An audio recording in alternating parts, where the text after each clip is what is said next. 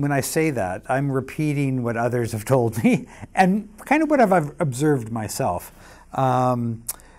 The ties between the field of psychiatry and the pharmaceutical industry are long, they're deep, and the conflicts between the research that's produced and the manufacturers are very tight.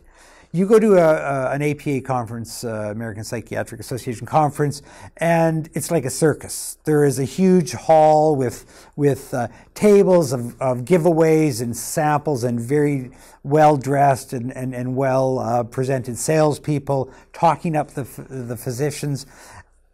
It's really not the way we should go about dealing with mental health problems, is allowing the pharmaceutical industry not just to promote its drugs, but even worse than that, they're promoting theories of disease. And I'll give you one example that Joanna Moncrief was speaking about, is that this theory that depression is caused by a serotonin imbalance in your brain.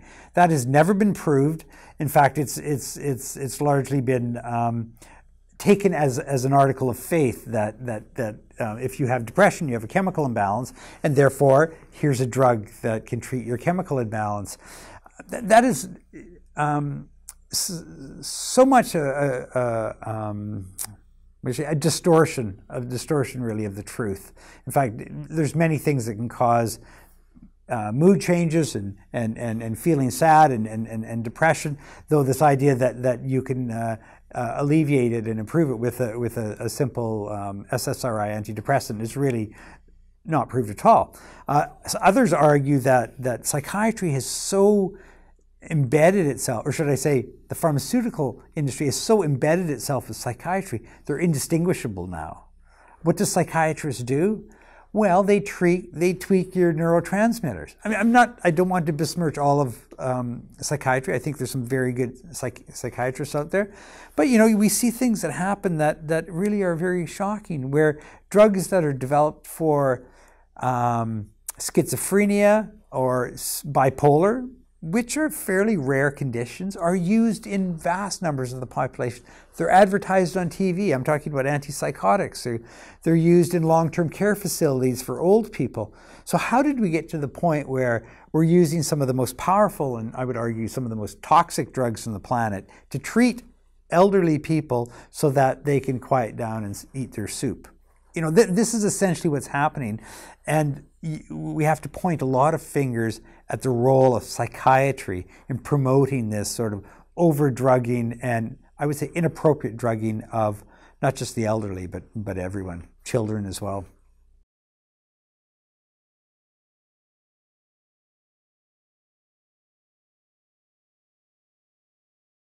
I would argue that probably 30 to 40% of the national expenditure on healthcare in my country and your country is wasted. In fact, this was studied by the Canadian Institutes of Health Information a few years ago, and they estimated that about 30% of care delivered in Canada is unnecessary.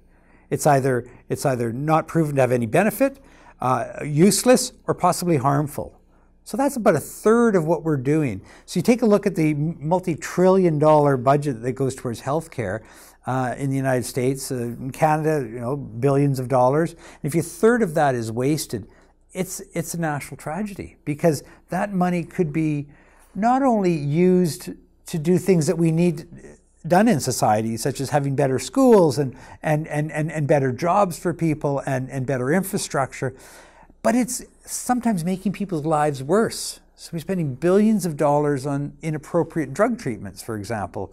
People who take their kid to the doctor for an ear infection, and you know the kid does not need an antibiotic likely, and they're going to get one, and that's going to contribute to the long-term inappropriate use of antibiotics. Someone who has mild heartburn, instead of perhaps changing their lifestyle or altering their diet, is going to be put on a proton pump inhibitor, a drug that treats GERD, something like Panteloc or a drug like that, and they may stay on that drug for years and years unnecessarily. So the quick fix of healthcare is really undermining a lot of things, because once you give someone a pill for something and say there's the end of the problem, a lot of times you're just masking the problem. You're not solving the problem. And in fact, you could be creating downstream problems by using pharmaceuticals inappropriately. So I think that, you know, in order to make healthcare spending rational, we really have to wind back, you know, the excesses of too much pharmacology. But it's not just the pharmaceutical industry. We spend so much money treating people for doing mammography, doing PSA testing, treating cholesterol levels in people who will never benefit from that. You know, there's a whole range of things that we do, quite frankly, unnecessary. I mean, the good thing is that there are groups now around the world that are starting to recognize this. And they're active also in the U.S., the Choosing Wisely campaign, the Right Care Initiative, the Loan Institute. There's a number of groups that are recognizing that we have to wind back the excesses of too much medicine because we're wasting our money, first of all, but we're also wasting the opportunity to make people's lives healthier. You know, there's a lot of things that we could do to, say, treat someone who might have mild to moderate depression. That doesn't involve a pill. But will we pay for the appropriate counseling or cognitive behavioral therapy? Maybe not. It's easier just to give a pill. So, you know, we spend money on ineffective things when we're not, and at the same time are not spending money on things that could be effective.